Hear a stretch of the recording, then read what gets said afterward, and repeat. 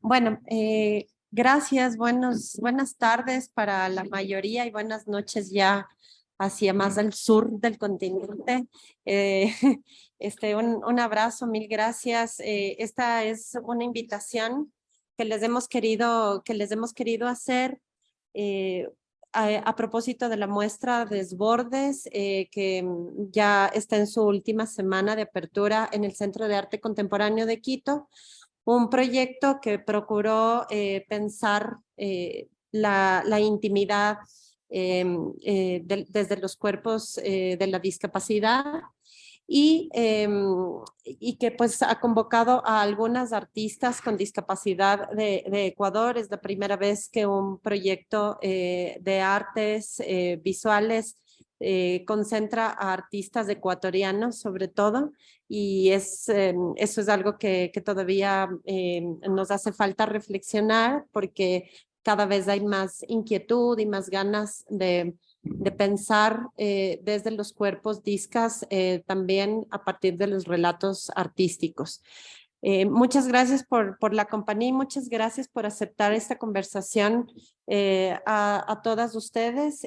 Voy a hacer una presentación rápida. Primero, decirles que habíamos pensado llamarle a esta conversación Normalidad en Crisis, Arte y Discapacidad en América Latina, porque venimos hablando desde distintos espacios de esta crisis de la normalidad con Luisina. Pablo está también pensando, pone la puesta en crisis del capacitismo, y queremos continuar y ampliar mucho más de este diálogo. Y voy a ir presentándoles así rápidamente. Pues nos acompaña Luisina Castelli desde Uruguay, que es licenciada en Ciencias Antropológicas y magíster en Ciencias Humanas por la Facultad de Humanidades y Ciencias de la Educación de la Universidad de la República. Tiene un diplomado en Género y Políticas de Igualdad por Flaxo Uruguay y doctoranda en Antropología Social por la Universidad Nacional de San Martín. Es docente investigadora del Centro de Estudios Interdisciplinarios Latinoamericanos, integra el Observatorio Universitario de Políticas Culturales, y su principal línea de investigación articula corporalidades, prácticas artísticas y discapacidad en América Latina. Y pues con Luisina ya hemos podido vernos personalmente, lo cual fue un lujo, y esperamos continuar además muchos, muchos encuentros y muchos diálogos en el futuro. Está Pablo Aguirre. Pablo es de Bolivia, pero ahora está en México estudiando su maestría, ¿verdad, Pablo?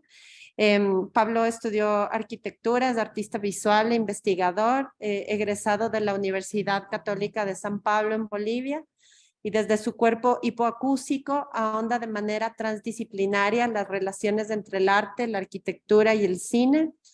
Sus intereses de trabajo giran en torno a sonoridades, prótesis, teoría CRIP y aquí dice estética de la discapacidad, pero yo voy a decir que él hace mucho más allá, otra propuesta que ya empieza a tomar otros nombres. Ha participado con su obra artística en distintos espacios expositivos y de reflexión en Bolivia, Ecuador y México. Y actualmente está cursando sus estudios de maestría en la Universidad Autónoma de Ciudad de Juárez, en México. Nos acompañan también Israel Hidrobo y María José Machado desde Cuenca, y para mí es un gustazo que las dos estén acompañándonos, porque hace rato con Israel tenemos ganas de empezar a tender puentes entre lo que pasa en Quito y lo que pasa en Cuenca, y lo que podemos empezar a hacer que pase en el resto del país. Israel es antropólogo, docente e investigador de la Facultad de Ciencias Médicas de la Universidad de Cuenca. Es promotor de la maestría en Antropología de lo Contemporáneo y codirector del Centro de Etnografía Interdisciplinaria Caleidos de la Universidad de Cuenca. Bueno, máster en Antropología por Flaxo, Ecuador, y magíster en Estudios Latinoamericanos por la Universidad de Cuenca, doctor en Sociedad y Cultura de la Universidad de Barcelona, y pues viene trabajando en el campo de la antropología médica, urbana, de los sentidos y de las discapacidades, ¿no? Es docente también del Certificado de Estudios Críticos de la Discapacidad del 17 Instituto de Estudios Críticos de México, ¿no? Y bueno, nos acompaña también entonces María José. Permítame que aquí tengo que hacer un truco con mi celular, María José. Pero aquí tengo para contarles un poco también sobre ti. María José es máster en teoría y filosofía de las artes, ¿sí? ¿Está bien? Sí, ella cursa actualmente un doctorado en educación e innovación y desarrolla gestión cultural y arte acción desde el 2005 y es docente de la Facultad de Artes de la Universidad de Cuenca. Y ambos, pues vale decir que Israel y María José integran el grupo de investigación Caleidos de la Universidad de Cuenca, que es un espacio de producción académica interdisciplinario dedicado a la etnografía experimental y colaborativa. Busca abordar algunos retos del siglo XXI, salud, ciencia, tecnología, discapacidad, ambiente, derechos, tendiendo puentes entre distintas disciplinas, saberes y actores sociales y proponiendo perspectivas innovadoras de investigación desde la complejidad y la creatividad a través de diferentes formatos y narrativas. Creo que ya sabemos quiénes somos, así que agradecerles de nuevo y detonar pues esta conversación primero con algunas inquietudes muy generales, porque el campo en el que todas nosotras nos movemos y el campo que nos ha juntado hoy es relativamente nuevo, sobre todo en la región, en América Latina. Y no sé si ustedes lo sienten, pero al mismo tiempo están pasando muchas cosas. De un tiempo acá era como que casi no pasaba nada y de repente empezó a pasar demasiado. Y la idea es como que ver si podemos hablarlo y empezar a organizar de alguna manera eso que estamos mirando sobre lo que percibimos que está pasando en América Latina en esa relación que llamamos arte y discapacidad. No, Luisina, te voy a lanzar primero a ti al agua y vamos a ir como en el orden en el que les presenté y nada, gracias ya. Bueno, muchas gracias. Un gusto compartir con ustedes. Me quedé con ganas de una presentación tuya, Karina, también. La autopresentación después. Bueno, Gracias. y bueno, con relación a lo que veo que está pasando o a lo que me parece que está pasando en América Latina, ¿no? Era esa la pregunta, sí. Tengo esa sensación, sí, que tú estás comentando, Karina, ¿no? Bueno, que hay como que se ha precipitado algo, podríamos decir. Pero a mí me gustaría distinguir quizá lo que sucede en el ámbito académico y lo que sucede en otros ámbitos de organización social y de prácticas artísticas que pueden tener un vínculo con lo académico o no. Yo creo en ese sentido que hay distintas temporalidades y que bueno, que actualmente por ahí están empezando a ensamblarse y a potenciarse, pero creo que hay cosas que vienen pasando hace mucho tiempo en el campo de las prácticas artísticas. Ahí creo que sería interesante ver, eh, pensar tal vez por disciplinas artísticas, pero por lo menos en el ámbito de la danza, que es lo que yo me dediqué a investigar en el doctorado y en el Río de la Plata, entre Argentina y Uruguay, digamos, vienen sucediendo cosas por lo menos desde fines de los años 80 y bueno, y empiezan como a establecerse un poco más en el transcurso de los 90 y han seguido sucediendo cosas hasta la actualidad con relación a prácticas de danza eh, inclusivas, digamos, o metodologías de danzas que se reconocen a sí mismas como metodologías inclusivas, pensando fundamentalmente en la participación de personas con discapacidad, pero con una concepción de lo que es ser inclusivo más amplia, ¿no? Entonces eso, me parece que hay este, como una genealogía o una cartografía que viene desde hace varias décadas atrás y me parece que es importante reconocer eso y gente que fines de los años 80, inicio de los años 90, se proponía trabajar en un contexto que era mucho más hostil que el actual, donde había muchas más barreras y dificultades para comprender cuál era el tipo de práctica que se quería llevar adelante. Y un momento por ahí donde todavía las prácticas artísticas vinculadas a la discapacidad o que querían incluir a personas con discapacidad tenían cierto nexo todavía con la concepción biomédica de la discapacidad, como que estaba un poco ahí quizá pegoteado, digamos, ¿no? Y bueno, y que luego esa concepción también se fue actualizando conforme también empezaron a aparecer otras visiones críticas acerca de esto, ¿no? De cómo pensar las corporalidades discas, de cuáles son las narrativas que se construyen, los tipos de experiencia. Eso por un lado, ¿no? O sea, quería remarcar que en el campo de las prácticas artísticas vienen sucediendo cosas hace mucho tiempo, y creo que la academia ha tomado noticia de esto de forma bastante reciente, y que se han comenzado a desarrollar algunas investigaciones en los últimos años. El estudio de las prácticas artísticas, de las experiencias artísticas, desde abordajes interdisciplinarios, desde la investigación académica y tal, yo creo que es mucho más reciente, diría en la última década, como mucho en los últimos 15 años, pero creo que es muy reciente, en comparación a esa trayectoria más larga, ¿no? de las prácticas. Y creo que es un campo muy incipiente y a su vez, bueno, en donde hay mucho para explorar en cuanto a qué tipo de narrativas queremos construir, cómo investigamos, qué es lo que queremos mostrar, qué queremos ponderar. Creo que ahí hay como cosas a conversar. Y también podríamos decir una tercera pata, creo que se está comenzando como a prestar atención desde instituciones públicas a este tema. Entonces vemos que hay algunos teatros, algunos Ministerio de Artes o de Cultura que empiezan a organizar algún seminario o a dar lugar a recibir a propuestas de eventos de este tipo. Por lo menos acá en Uruguay, hace algunos años se publicó una guía sobre cómo hacer eventos culturales accesibles.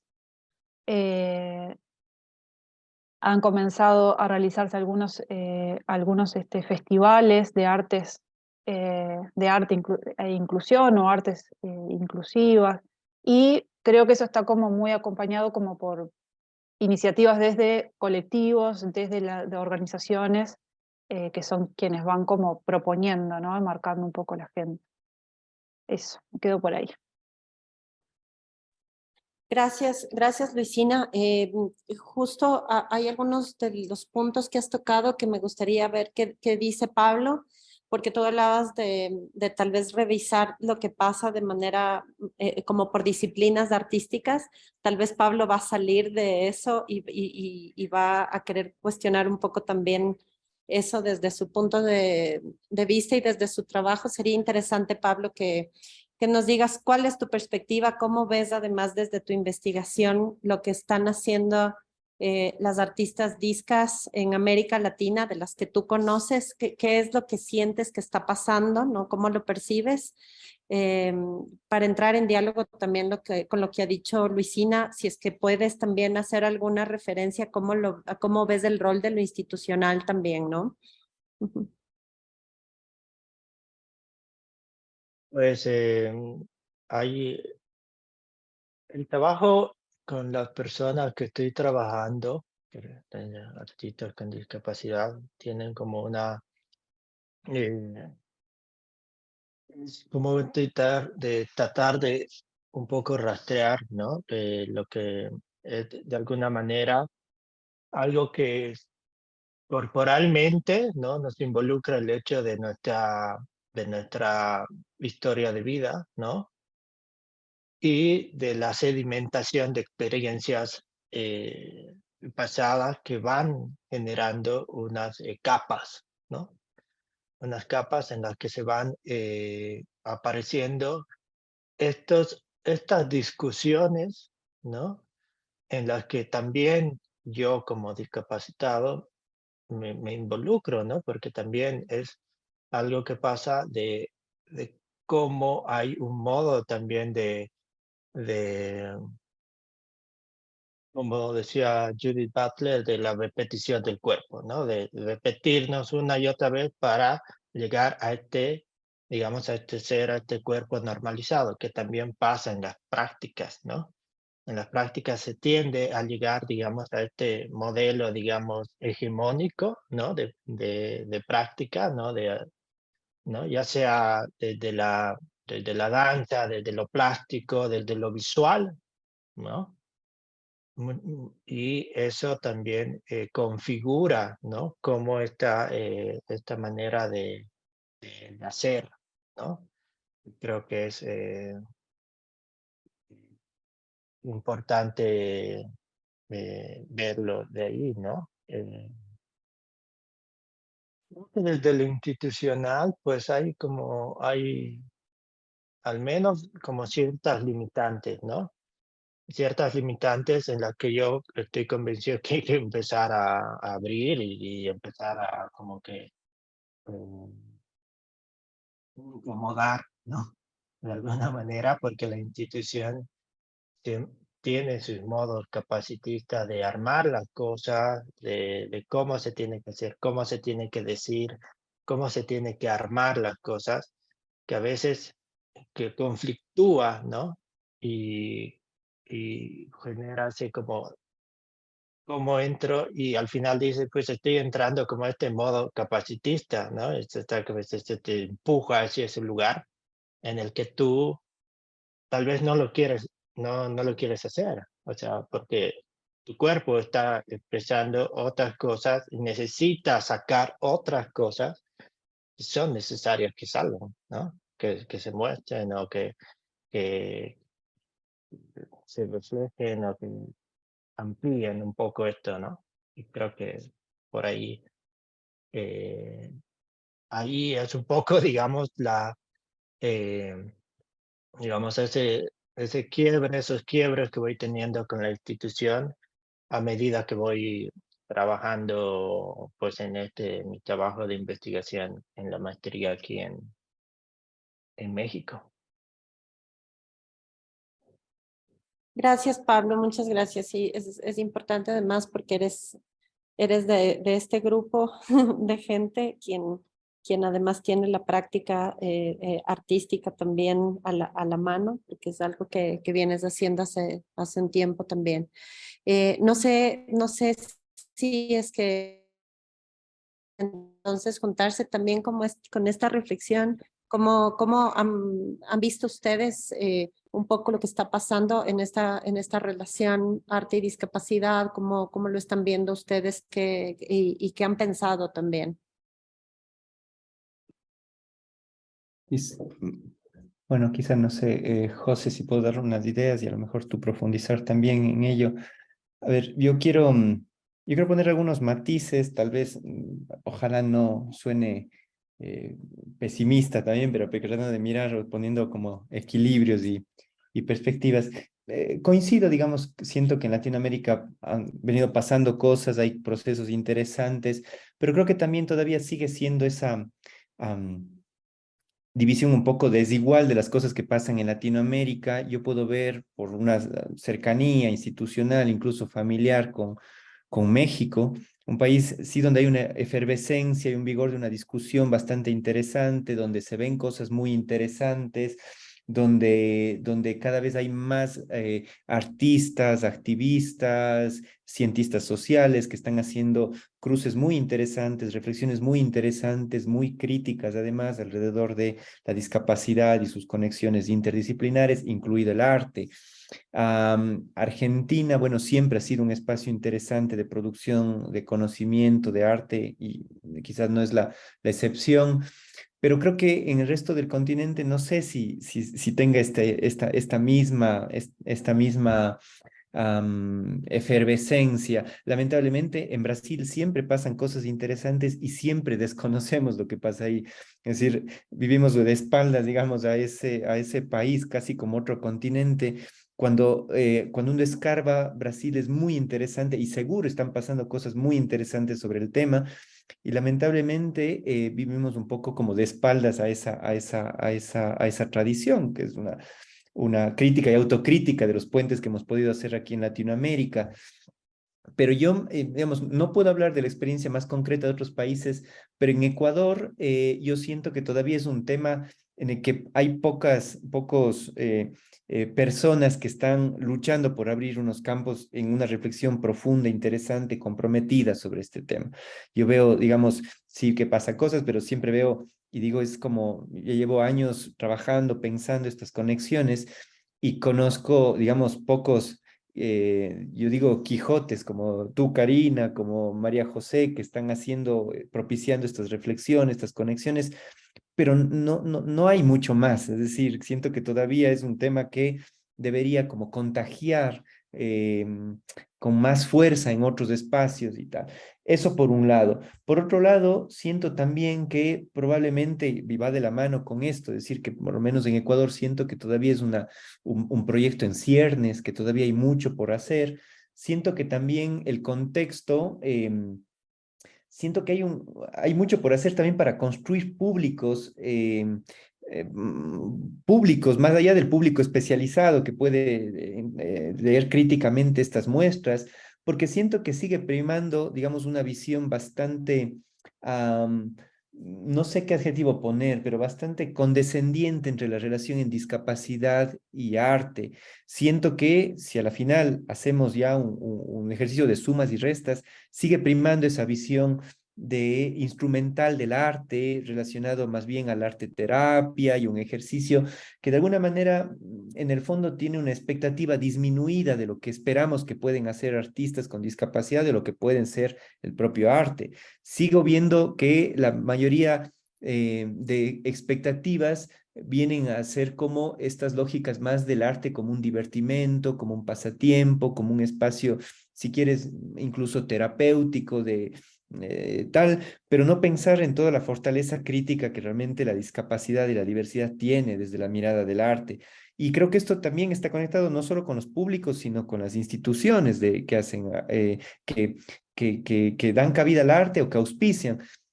Las cosas que he visto alrededor de esta conexión arte-discapacidad o las instituciones llamadas a empujar estas agendas, llámese Ministerio de Cultura, llámese Ministerio de Bienestar Social, cualquiera de estas instituciones, siguen viendo esta lógica instrumental y esta lógica, yo digo, un poco de esta idea de condescendencia, de conmiseración, un poco, si se quiere, de pena, una lógica todavía bastante primaria, simplona, burda de entender esta relación, y siento que ahí se están un poco destinando recursos. Las instituciones siguen esperando con la expectativa de una discapacidad, yo diría una discapacidad domesticada, ¿no? Una discapacidad un poco que no interpela, ¿no? Esa idea de la discapacidad que tiene esa potencia crítica, esa potencia de interpelar, no está, siento, en el radar de las instituciones, sino más bien esta lógica un poco más de admirar los logros de personas que con discapacidad están haciendo su mejor esfuerzo, y pongo todo eso entre comillas. Entonces, siento que hay que hacer como un esfuerzo mucho más grande por contagiar en el buen sentido, contaminar en el buen sentido todas las posibilidades de esta conexión entre artistas, construir públicos cada vez más críticos y cada vez que esperen más de este tipo de muestras, es decir, que no lleguen solo, digamos, que tengan más expectativas sobre este tipo de espacios, y también un poco empujar a las instituciones culturales, los gestores, bueno, instituciones encargadas de la cultura, de poder tener una mirada mucho más profunda y, por supuesto, una apuesta mucho más política a este campo. Yo plantearía un poco por ahí la reflexión. ¿Quieres añadir algo? Bueno, sí, claro, para ahora, para Kaleidos, que estamos desarrollando el proyecto EDIN, que tiene que ver con una reflexión multitransdisciplinar sobre el tema de discapacidad dentro de esta universidad pública en donde nosotros laboramos. Claro, hay muchas cosas, lo que decía Luisina, también, claro, hay como una estructura muy lapidaria de entender las cosas, ¿no? Que le pertenecen solo al campo de la medicina o a ciertos campos y ciertos proyectos de la cultura, y en realidad no se vuelve un proceso de reflexión transversal, ¿no? Se vuelve como un momento para debatir, y eso da cuenta a veces de un programa o de una asignación presupuestaria a una política pública en donde hay que atender al beneficiario, al usuario, al término de vulnerable, a un marco estadístico que tiene que ver en muchos casos inclusive. En el caso de la cultura, en el caso del arte, tengo que decir que a veces un extractivismo cultural, ¿no? De capitalizar temáticas que apelan obviamente a la sensibilidad de los consumidores de cultura, especializados o no. En el caso de la política pública, también hay un sentido de destinar fondos de una manera muy meritocrática y nada inclusiva, que poco tiene para dar de la reflexión, sino más bien es esa cuota política, ¿no? De entender la discapacidad como un cupón partidista, ¿no? Y yo creo que también lo que decía Pablo, esto de lo capacitista, ¿no? Creo que hay mucha lógica en eso. Claro, evidentemente el tema discapacidad nos lleva a pensar sobre lo que dices, Pablo, la homogenización. Y claro, eso nos lleva a debatir a todas estas cuerpas periféricas, a lo que no se entiende como normal, a lo que no es útil además desde qué sentidos, útil desde qué discursos hegemónicos es útil, desde el capitalismo, desde la funcionalidad, desde la ergología, desde dónde, ¿no? Entonces hay como una masificación, y yo creo que eso que estamos un poco debatiendo con Liz estas semanas, y creo lo que a veces permite este tipo de exposiciones o curadurías o encuentros o este mismo diálogo, no es poder llegar a un consenso, sino más bien como estos procesos generan ese dispositivo y ese nodo para mirar desde la diferencia, ¿no? Entonces yo creo que eso también es una necesidad que tiene que tocar el arte, y yo creo que también cuando estamos hablando de estos procesos, claro, hay que entender cómo esto se puede ejercer una toma de decisión vertical, desde la curaduría, desde la investigación, desde los indicadores, ¿no? Porque finalmente todo esto tiene una reflexión mucho más profunda, ¿no? Que el acto mismo de crear desde una forma estética, es realmente investigar desde una forma antropológica, sociológica. O sea, el arte ya no es solo por el arte, ¿no? Y esto es también meter el dedo en la llaga de una deuda social, y no solo de la sociedad, sino de la política pública y también la privada, que tiene que custodiar eso. Entonces, ahí yo creo que sí también hay algo que se debe debatir, inclusive en las buenas intenciones, que es el tema ético del gesto, inclusive del mismo artista, con o sin discapacidad, y por tanto también de la bioética, que significa planificar y administrar este tipo de procesos, ¿no? Porque si no, como investigadores, como curadores, como acciones, nos volvemos extractivistas y capitalizamos en muchos casos problemáticas que, claro, puede existir en el caso de alguna venia de aceptación más porque eres parte o no de una comunidad. Y claro, hay mayor cuestionamiento mientras más te alejas a esa normalidad, ¿no? Con tu cuerpo, con tu cuerpo.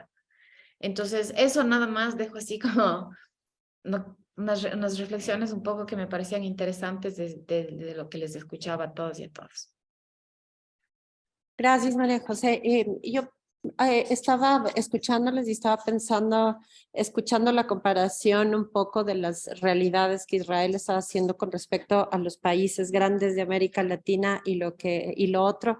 Justamente destacábamos que en esta mesa estamos más bien de países pequeños, ¿no? Exceptuando las experiencias que como investigadores tienen Israel y Pablo en México, pero bueno, Bolivia y Ecuador somos países pequeños, y Uruguay también, ¿no? Y generalmente son experiencias que no se recogen porque los grandes relatos de lo que pasa en América Latina se concentran en Argentina, en Brasil también de una manera así como bastante ambigua, como anotabas, Israel. en Colombia y en México. Como sería, meto a Colombia porque Colombia está y no está a veces, pero generalmente está, ¿no? Y me parecía que podría ser un valor también problematizar eso, ¿no? Porque si no los diálogos también y los debates suelen quedarse en estos grandes lugares y hay muchas cosas y en eso tal vez a mí me gustaría disentir un poco con Israel. Hay muchas cosas pasando en nuestros países pequeños con mucho esfuerzo y a pesar un poco del abandono institucional. Pero hay muchas cosas pasando que se quedan muy tapadas frente a esos grandes acontecimientos de países como México, como Argentina también, ¿no? Entonces, creo que puede ser un camino también pensar eso de ahí y pensar también, pues, justamente cómo hacemos, no solamente pues, con la idea de tratar de hacer proyectos artísticos, ¿no? O de hacer proyectos transdisciplinares, sino cómo hacemos en las metodologías, ¿no? Para que tengan sentido con respecto al trabajo que hacemos desde la discapacidad, ¿no? Porque luego si no pasa lo que anotaba Pablo, y es que entramos a estos espacios de lo institucional, que tienen mucho que ver con la institucionalización y los cuerpos discas saben de historias de institucionalización, ¿no? Y entramos a estos espacios para continuar con procesos de normalización, como decía Pablo, pero entonces, ¿qué hacemos metodológicamente también para empezar a pensar? Eso sería una de las preguntas, pero me gustaría que ustedes también la junten con sus propias experiencias, ¿no? Saber un poco, Luisina, lo que estás también haciendo en Uruguay, lo que has venido haciendo con las artes escénicas y ese trabajo de archivo que estás haciendo, que es bien importante porque es un trabajo de testimonio también de las artistas discas en Uruguay que me parece que debemos resaltar con los diálogos rengos, ¿sí? Que les voy a recomendar buscar y ver porque son, es una propuesta interesante para también empezar a hacer un archivo testimonial, ¿no? Luisina, pues si quieres contar un poco de eso y si quieres reflexionar sobre lo que se ha dicho, pues bienvenida. Gracias. Sí.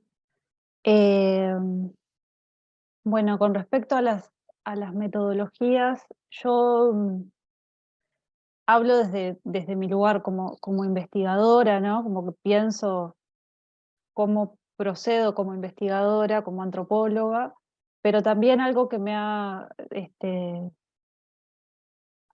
que me atraviesa, o un lugar una posición que habito y que construyo, es también la de hermana, de una mujer con discapacidad. Entonces he intentado cultivar también esa posición, no solo la de antropóloga, y ver qué puentes se pueden generar desde esos dos lugares de pertenencia de alguna forma, ¿no? De identificación. Creo que, por lo menos para mí, ¿no? A mí lo que me ha sucedido es que me tuve que preguntar cómo puedo aportar, desde dónde puedo aportar, ¿no? Tratando de respetar lo más posible este lema de nada sobre nosotros y en nosotros o nosotras. Bueno, ¿cuáles son los aportes posibles? Y creo que ahí hay algo para hacer que tiene que ver con registrar experiencias y mostrarlas, poder compartir, dar visibilidad, proponer también líneas de reflexión.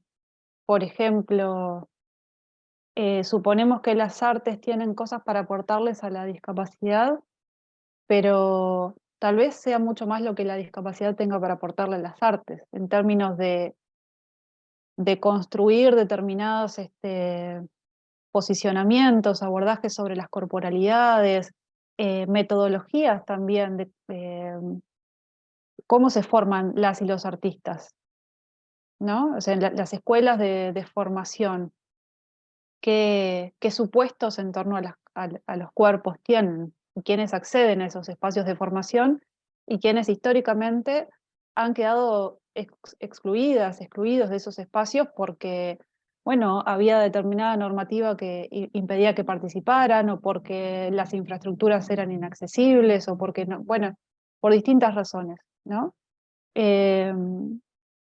Creo que ahí hay como un frente de batalla, de indicarle a las instituciones que hay un proceso de reflexión que deben hacer hacia su propio, hacia su interno.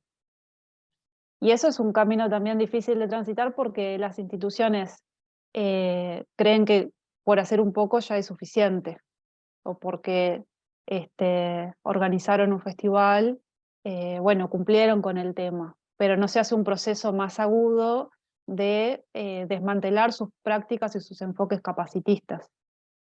Creo que ese es quizá un riesgo por ahí del momento actual. Porque algo que ha sucedido, me parece que a nivel por lo menos de las instituciones públicas, estoy conectando esto con lo que veníamos hablando más que con la pregunta que me hizo Karina, pero ahora voy al punto. Algo que ha sucedido a nivel de las instituciones públicas, yo creo que hay un reconocimiento, por un lado, de la Convención por los Derechos de las Personas con Discapacidad y un compromiso, una intención, por lo menos, de hacer algo con relación a esos compromisos asumidos en los países que ratificaron la Convención, pero también la Convención sobre la diversidad de las expresiones culturales, que aparecieron más o menos 2005-2006, o sea, una al lado de la otra. Entonces creo que eso también, a nivel de cómo las instituciones públicas abordan el tema, creo que va tendiendo a haber como una articulación entre políticas culturales y políticas de inclusión. Entonces se organizan, por ejemplo, este tipo de festivales de artes inclusivos. Pero yo creo que no es suficiente con eso. Creo que hace falta un proceso de reflexión mucho más profundo acerca de cómo hacemos para que las artes no sean capacitistas. Eso por un lado.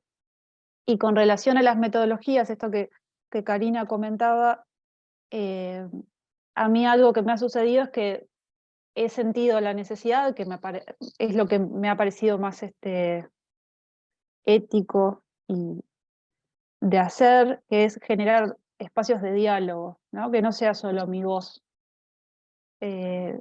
sino, bueno, espacios donde aparezca un proceso de elaboración de una narrativa, de un pensamiento, de una acción en conjunto. Entonces, bueno, lo que he intentado hacer, por ejemplo, en ponencias o en textos que he escrito en coautoría con algunas de mis interlocutoras e interlocutores, o mismo Diálogos Rengos, que es una serie audiovisual sobre artes y diversidad corporal. Bueno, es esto, es tratar de generar un espacio de diálogo. Y en particular en Diálogos Rengos, bueno, tratar de dejar un registro de las maneras en cómo las prácticas artísticas, los enfoques sobre las artes y las corporalidades de las personas que llevan adelante esas prácticas, cómo se imbrican, qué sensaciones produce, qué le pasa a las personas cuando están pintando, cuando están creando una escultura, cuando están sobre un escenario actuando, ¿no? ¿Qué les pasa físicamente? ¿Cómo han pensado sobre su práctica? ¿Cuáles han sido las circunstancias también para estar que hacen posible o que también obstaculizan los deseos de habitar determinados lugares? Y me parece muy importante, en términos de metodología, poder dejar registro de estos distintos diálogos que entablamos, que aparezcan en algún lugar, que se puedan difundir, justamente como para esto que está sucediendo en distintos lugares que decía Karina, bueno, poder de alguna manera generar una circulación, generar una masa crítica. Diálogos Rengos es una serie audiovisual que la producimos desde un proyecto que integro que se llama Proyecto Ngirú. Es una producción independiente y que trata de registrar las experiencias y reflexiones de artistas uruguayas y uruguayos en distintas prácticas vinculadas al arte. Gracias, Luisina. Creo que Pablo puede también contribuir a esto que estamos hablando, ¿no? Tú estás además obligándole a la institución en la que haces tu investigación a romper muchos paradigmas sobre cómo investigar también, ¿no? Que es interesante cómo investigar desde la discapacidad. Pero bueno, también si es que puedes comentar un poco de manera amplia lo que estás buscando con tu investigación y si quieres sumar a alguna de las cosas que ya hemos dicho, Pablo. Ujú.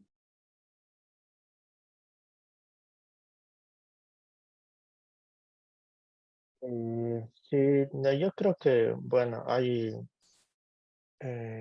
lo que yo al menos estoy tratando de, de un poco indagar, ¿no? Es empezar yo creo que parte de una importante construcción que es a partir de la fragilidad y la vulnerabilidad, ¿no? Entonces creo que ahí también ya rompe un poco en el sentido de que se empieza a apostar por la sensibilidad y eso quiebra, ¿no? Que es la parte de que la institución siempre tiene como, ah, no, pero aquí tenemos que encajar esto acá porque tiene que ser, tiene que ser coherente, eh, tiene que ser en este orden, tiene que venir de este autor y de este autor, ¿no?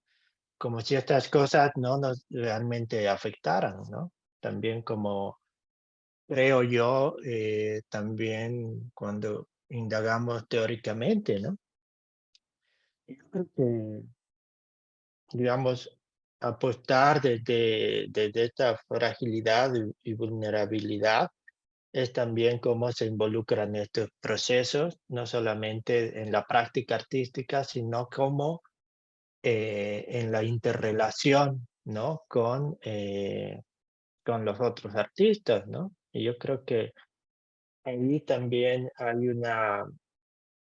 y hay una fuerza, yo creo, en la parte de lo colectivo, ¿no? Yo creo que es una apuesta que se debe hacer, porque yo creo que en la parte de la colectividad es un poco así como subvertir, ¿no? Esta parte de la que estamos, o la que nos hemos inmiscuido también, y también la discapacidad de visualización de los cuerpos, ¿no? Y ahí justo nace de ahí la parte de inclusión que a mí me hace totalmente mucho ruido, ¿no? Porque es una, o sea, siento que en muchos lugares y de muchos espacios institucionales, culturales, se está hablando de la discapacidad, pero desde el enfoque de la inclusión, ¿no? Y eso para mí es algo muy, hasta a veces como así, como lo miro y hago mi cara así como que me da miedo, ¿no? Porque es la manera de que también hegemónicamente se busque domesticar al cuerpo. Y en este caso viene, digamos, la discapacidad digamos, como elemento que hay que incluirlo, pero lo vamos a como otros cuerpos divergentes, lo vamos a domesticar para hacer digamos, una construcción cultural en lo que creemos nosotros eh, eh, estar ahí, ¿no? Entonces, sí, eso es como que también pensar en esos quiebres que hay que hacer, ¿no? Y construir también de esas prácticas, ¿no? Que yo creo que mueven, ¿no? Nuestros cuerpos a veces también desde lo político, ¿no? O sea, de lo político inevitablemente, ¿no? Pero ahí yo creo que es apostar por la fragilidad y la vulnerabilidad.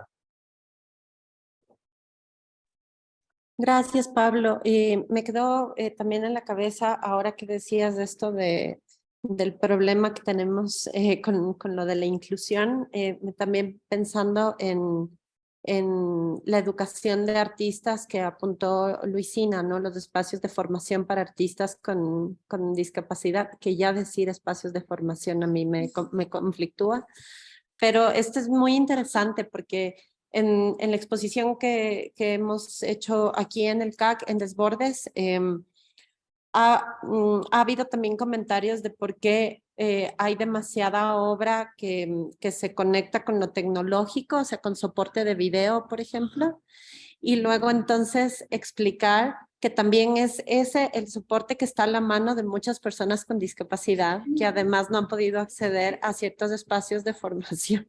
Entonces, incluso eso, ¿no? Porque es como muy fácil anotar que no haya, por ejemplo, obra táctil, ¿no? Pero también hay que entender cuáles son los procesos y cuáles son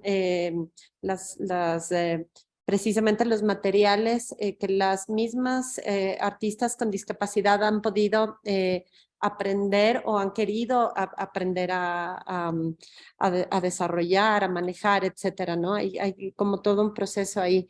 Y yo quería anotar nada más, o sea, un poco, porque creo que me siento contenta pensando en que para Desbordes hemos logrado hacer un trabajo colectivo, ¿no?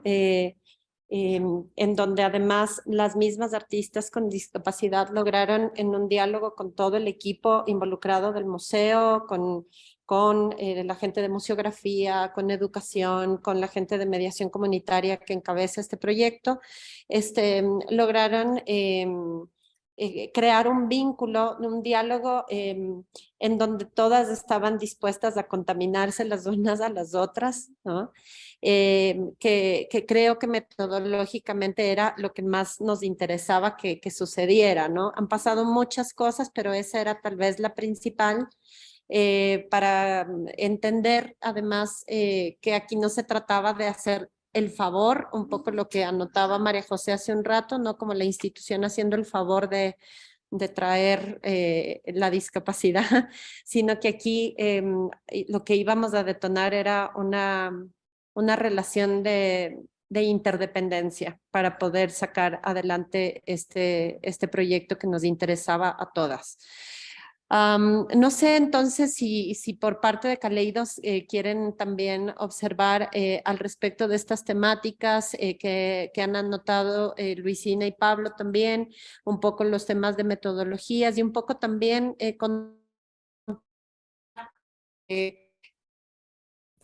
haciendo en Caleidos, si es que quieren incluir eso también en la... Sí, perfecto, muchas gracias. Karina, quizás un par de ideas así como generales para más bien dejar que María José un poco cuente más detalles de cómo estamos pensando este ejercicio de los ejercicios de investigación y aprendizaje mutuo en Caleidos. Bueno, ya de por sí Caleidos es un grupo de investigación un poco particular en el sentido de la apuesta que tenemos de la interdisciplinaridad y los procesos experimentales donde nos interesa más el proceso que el resultado. Digo ya de por sí es atípico porque el contexto académico normalmente hace lo contrario, premia el resultado más que el proceso. Y eso es lo que sentimos es que lo que de alguna manera nos obliga, nos empuja es a dar soluciones manidas a problemas, es decir, apostar a lo probado, a lo que sabemos que da un buen resultado, a lo que sabemos que funciona bien, porque lo otro es demasiado arriesgado. Si al final lo único que importa es el resultado y no el proceso, resulta un poco, incluso hasta un despropósito, aventurarse en caminos que no podemos garantizar cómo terminen. Entonces, en ese sentido, sí que intentamos una ruptura más iconoclasta en estas lógicas de cómo se investiga, de cómo hacemos los trabajos, de cómo hacemos, cómo incluso construimos los dispositivos etnográficos con los que trabajamos, porque al final no estamos seguros de qué resulte de todo eso. Pero no importa, porque el valor está en buscar estos caminos. Y eso lo pongo como antecedente de cómo nos acercamos también al trabajo con el tema de discapacidad. El otro elemento importante es cambiar una mirada que siempre está en tensión con la academia y cómo entiende su relación con la discapacidad, su relación orgánica con la discapacidad. Para nosotros está claro que nuestra principal intención es con proyectos como los que llevamos, por ejemplo, estudiando la experiencia de estudiantes con discapacidad en la universidad, dentro de la misma Universidad de Cuenca, es que queremos aprender de la discapacidad. Y esto que a nosotros nos resulta tan básico, tan evidente, es decir, no estamos interesados tanto en investigar la discapacidad como en aprender con la discapacidad. Hay un chip en la universidad que cuesta pensar en el sentido de que la relación que entienden natural con la discapacidad es una relación de servicio, una relación de, digamos, lo primero que nos preguntan es, bueno, ¿y qué van a hacer por las personas con discapacidad? Es decir, esa lógica de asistencia nuevamente de qué deberíamos lograr como un objetivo bueno del proyecto. Yo digo, siempre se piensa que cuando se trabaja discapacidad, metodológicamente la estructura es la de la brigada médica, ¿no? La brigada odontológica, que más calzas unas muelas, atiendes porque además el membrete de vulnerable está demasiado marcado en la piel de esos cuerpos. Son cuerpos y sujetos vulnerables a los que hay que atender. Romper esa relación vertical, esa relación de poder también es muy complicada porque implica ponernos en otro tipo de relación que a veces se ve incluso como, digamos, incluso como problemática, ¿no? Es decir, es como que no, pues es que debemos pensar qué podemos hacer para que las personas con discapacidad estén mejor. La lógica de que dice Pablo, cómo incluirles, si se quiere, al final de los términos. O sea, hay otra tensión ahí epistemológica compleja que nos ha puesto en otra dirección. Y como digo, también es lo que decía José al inicio, es esta apuesta por lo interdisciplinar para pensar que la discapacidad no es un patrimonio de médicos y educadores, además de especiales, porque ni siquiera es un tema que los educadores en conjunto estén pensando, sino los educadores especiales que están en el tema. Y cómo, por lo tanto, este asunto nos interpela en el equipo de trabajo tenemos epidemiólogos, tenemos gente que viene de letras, antropólogos, y ahí pedagogos, y ahí resalto el componente del arte que nos junta en esta relación, que ha sido el gran valor de la mirada y el trabajo de María José, por ejemplo, en Caleidos, de ver cómo el arte es un elemento fundamental para afinar nuestras preguntas de investigación, para dar más valentía, si queremos, en los procesos en los que estamos investigando, de manera que es también ver cómo en esta búsqueda, en estas expectativas que tenemos de relación con el arte, perdón, con la discapacidad, el arte no cumple un papel instrumental, que es otro gran problema que tenemos. Es decir, normalmente en este tipo de proyectos se busca a la gente del arte para que trabajen ya en la fase final de la investigación, en la representación, en la puesta en escena, si quieren, o que hagan un ejercicio de mejorar la visualidad o algún folleto, decir que la parte gráfica un poco sea esa parte decorativa que haga más atractivo el resultado. Nosotros, nuestra relación de trabajo con artistas es una relación más bien más de pesquisa y de investigación. Entendemos que el arte es uno de los mejores, y como antropólogos lo entendemos además clarísimamente, que el arte es uno de los mejores caminos para afinar nuestras preguntas, para renovar nuestras relaciones con nuestros informantes, entre comillas, que al final lo hemos venido discutiendo con algunos compañeros que lo prefieren plantear como compañeros epistemológicos, es decir, estamos en esta especie de comunidad aprendiendo conjuntamente.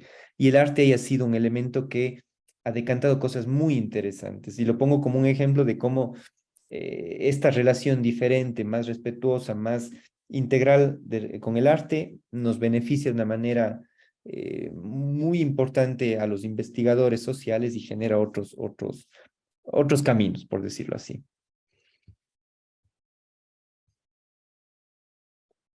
Bueno, sí, ahí no sé si puedo continuar con la idea. Claro, ha sido tomar un riesgo Y creo que también hemos hablado mucho sobre el tema de lo hegemónico del poder, de quién lo administra, los fondos. Y claro, finalmente todo se termina como especializando tanto que es muy complejo hablar de lo horizontal, porque inclusive cuando hay asignaciones de presupuestos para investigación o producción hay que generar verificables, ¿no? E inclusive hay que saber hackear también cómo poder colocar eso para que sea transversal. Entonces nosotros para este proyecto estamos generando como una unión de 3 grupos prioritarios para que esta reflexión se dé. Y el primero, bueno, es claro, obviamente el grupo Kaleidos, desde todo también a tener un médico, alguien de letras, un sociólogo, un artista, no sé, hay como ciencias duras, cómo cada uno puede reflexionar desde eso, y se ha creado una hoja de ruta. Y de ahí están un grupo que hemos llamado los laboratoristas, inicialmente en el proceso de investigación, que son estudiantes de artes de la asignatura de laboratorio. Entonces, ellos están generando cómo crear procesos desde la investigación. Entonces, claro, en este proceso, la curaduría con las cuales van a trabajar estos laboratoristas, que son 2 ciclos de la Escuela de Artes Visuales, es una curaduría / el proyecto EDIN, en donde nos tienen que ayudar a generar, ¿no es cierto?, los procesos de reflexión, además, no desde el Olimpo de la reflexión, que a veces se da, ¿no? Yo le digo el Olimpo de la reflexión, al Olimpo de los investigadores, o el Olimpo de los curadores, sino esta noción de romper, ¿no? Como quién tiene el derecho a pensar y quién tiene el derecho de colocar su ficha de apuesta en la reflexión. Entonces, yo creo que el arte, una de las ventajas que toma, una de las ventajas que tiene es que toma riesgos, ¿no? Que está en el territorio, que se permite observar, que puede ralentizar en la observación, y que a veces en las dinámicas institucionales de generar políticas, planes, reflexiones, textos, investigaciones, papers científicos, no se logra tener, ¿no? Y se pierde como cierto proceso de sensibilizar la reflexión, y por sobre todo, más allá de sensibilizar la reflexión, aquí viene nuestro tercer grupo, que es el tema de los estudiantes con discapacidad, o los estudiantes que tienen, digamos, la asignación como discapacidad, ¿no? Con sus carnet CONADIS en la universidad, y que son parte, pero no parte porque son estadísticas, sino porque han estado en parte de procesos, de proyectos. Estamos construyendo con ellos el manifiesto de discapacidad para la universidad pública. Entonces, esto de aquí genera una relación de reflexión del cómo vamos a producir el plan de discapacidad, que este es digamos, el fin de este proyecto de investigación.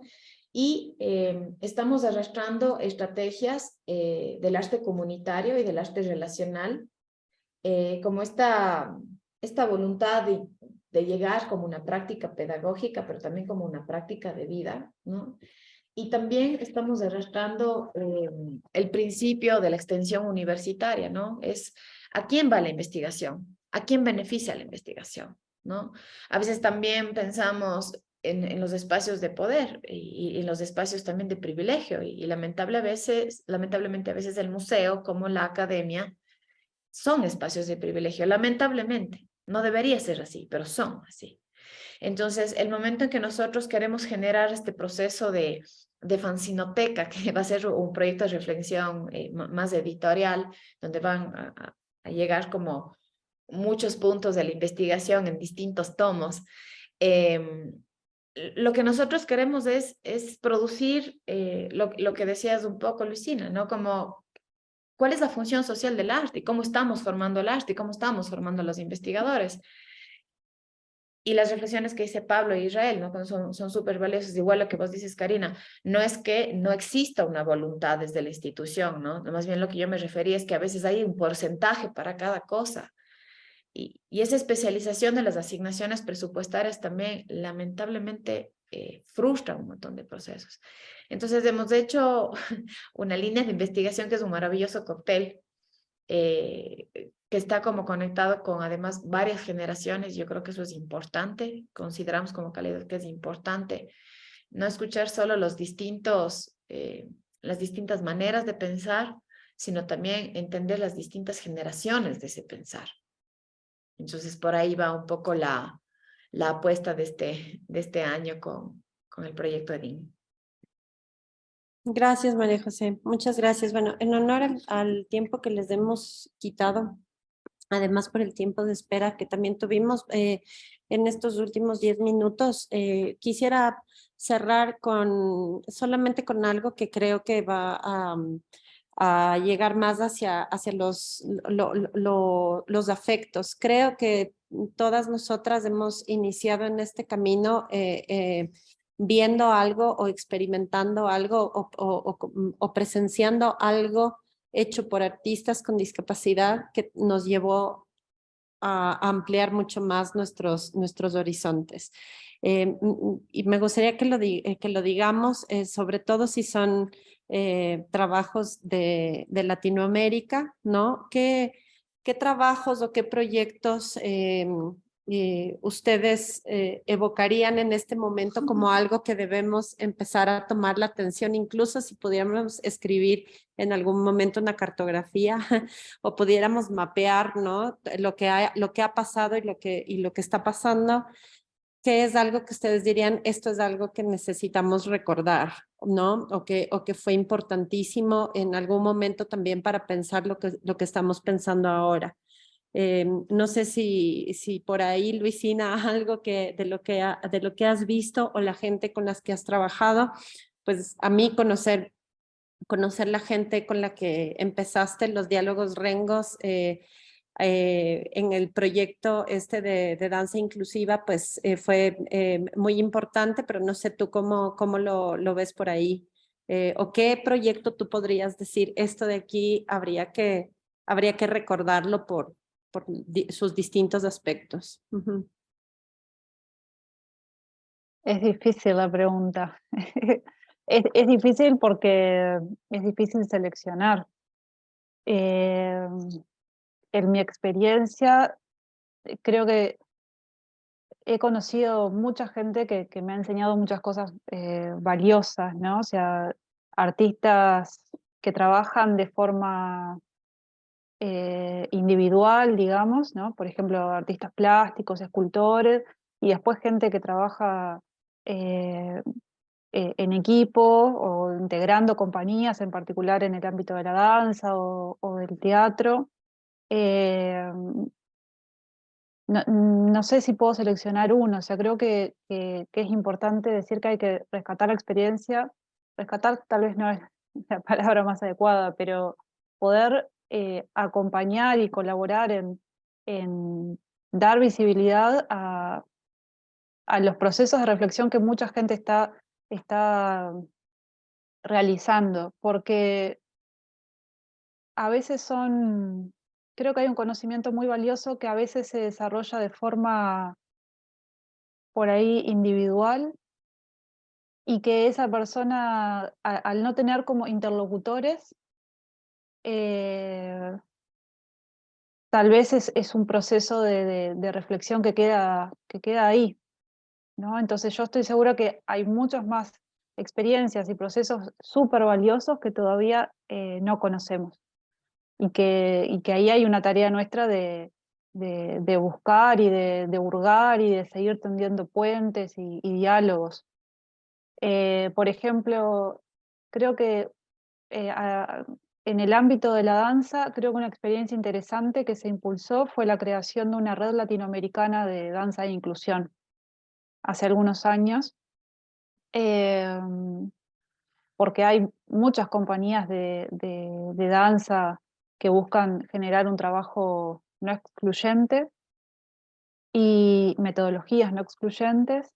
Y creo que una cosa interesante que en esta red se había en algún momento planteado era tratar de pensar qué cosas eran pertinentes en nuestro contexto latinoamericano.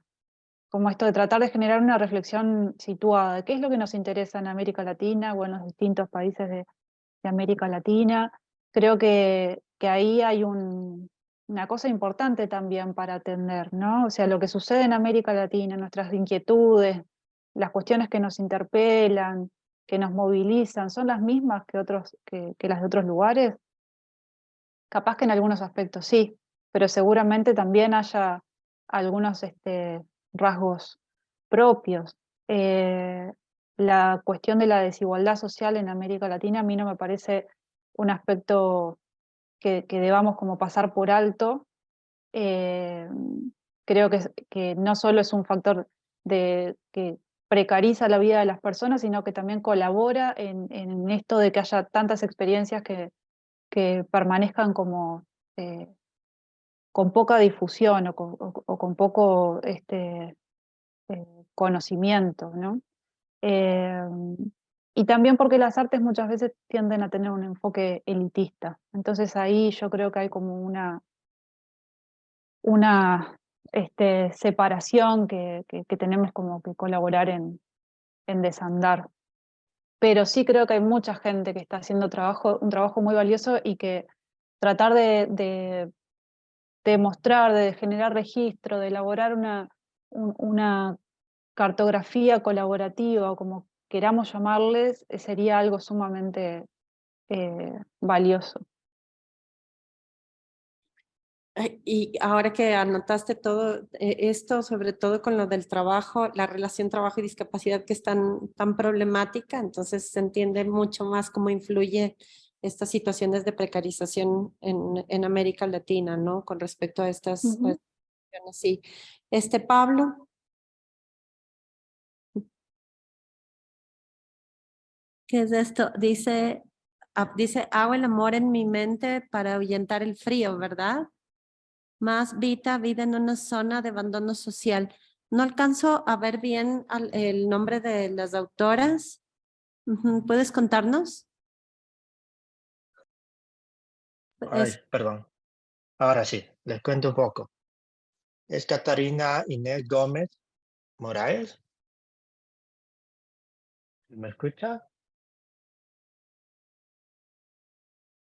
¿Sí? Eh, ¿Me puedes? Ah, ya, ok. Sí, se escucha muy bien. Es Catarina Inés Gómez Moraes. Es una poeta brasilera con discapacidad. Usted también me hacía un poco de recuerdo de que estábamos hablando de Brasil, ¿no? Y invoco también a Camilo Barría, que es el que ha seleccionado y traducido este libro. Y pues, pues por el tiempo, tal vez, no sé si les puedo leer un fragmento, pero es interesante cómo ella escribe, ¿no? Desde un lugar porque ella, a raíz de esa discapacidad motriz, ella termina siendo como, eh, eh, digamos, abandonada en las afueras de Porto Alegre, ¿no? Y termina, digamos, con este daño motriz, pero a la vez teniendo esa pulsión de escribir, de escribir en este caso poesía, ¿no? Y, y para mí ha sido importante porque yo el momento en que quería investigar esto, era como que me ha dado esa, como esa luz, ¿no? Y como esa potencia de escuchar, ¿no? De que hay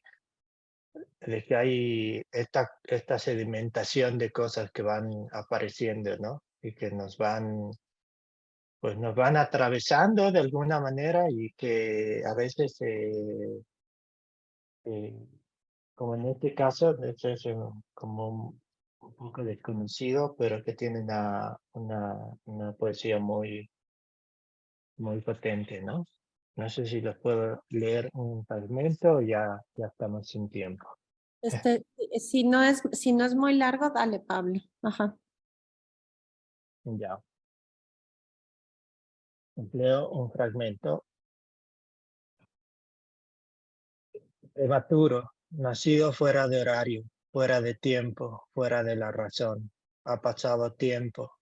El color del bebé cambia a medida que respira y se sofoca la madre del bebé. Asilo, laboratorio, farmacia, farmacéutico y hoy la cura. La conciencia es el enemigo, ataca No hay feriado en el calendario de mi vida para hacer la paz con el tiempo, las horas, los minutos y segundos, con el reloj y el calendario para estar bien con todo, pero sobre todo con el bolígrafo. Hago el amor en mi mente para ahuyentar el frío. Soy vanidosa, orgullosa, tengo dólares, un amor secreto en una caja en la punta de las uñas de mis dedos. Realmente quería.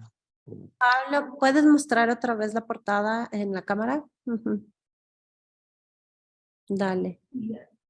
Perfecto, gracias. Gracias, Pablo. Israel.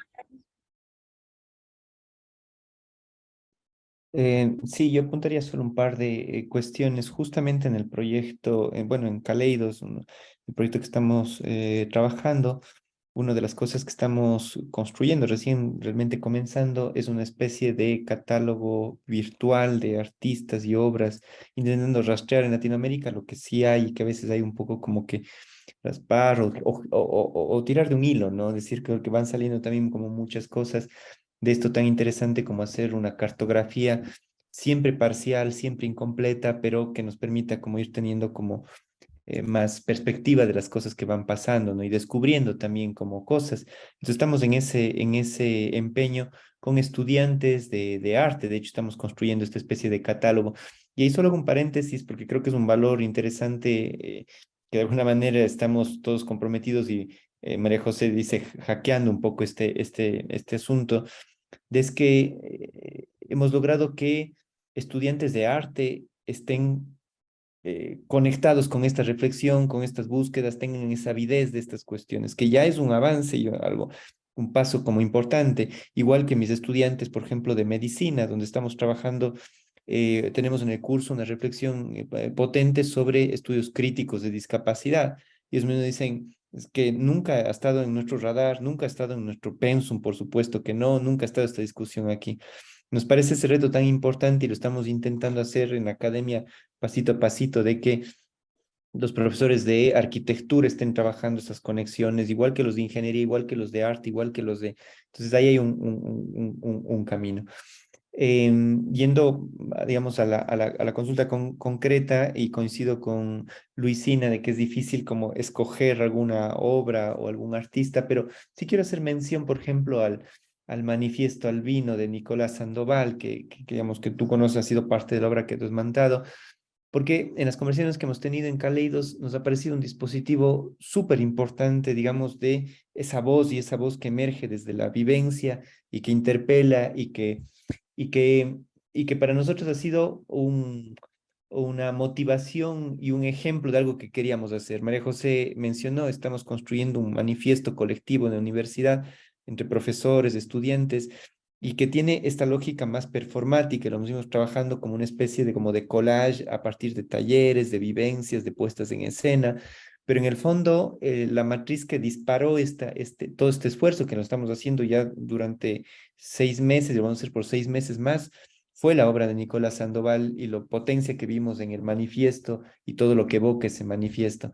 Solo para poner un ejemplo, digamos, de cómo a veces estos hilos que digo que uno encuentra en alguna obra, en algún artista, tiene un eco que nos va inspirando cosas y que termina siendo y termina dando a luz cosas súper interesantes. Qué alegría, porque yo sé que metimos el manifiesto en Cuenca en Cuerpos que se miran, así que eso me alegra muchísimo. Y porque además el Nicolás es alguien a quien solo se le puede querer. Es así. Y sí, bueno, yo para cerrar quería decir que yo también voy a abogar por un texto que me parece que nos remueve cosas, y es la carta de Eduo desde Brasil, la de Queridos Bípedos, que también tiene este tono de manifiesto y que me parece que de muchos modos también está haciendo una observación tanto metodológica como, bueno, como política, obviamente, de lo que podríamos empezar también a delinear como esta relación latinoamericana del arte y la discapacidad. Me parece que es un texto que siempre hay que tenerlo en cuenta, ¿no? y pues del trabajo de él y lo que él hace como también activista y artista, creo que nos importa bastante ahora y que nos sirve para seguir dialogando. Y tantos más, ¿no? Por supuesto que hay varios más. Recuerdo también al colectivo de las feministas en Bolivia, que para mí es muy poderoso porque está todo el tiempo dialogando y es muy amplio y es muy diverso. Creo que hay que resaltar también el trabajo de ese colectivo.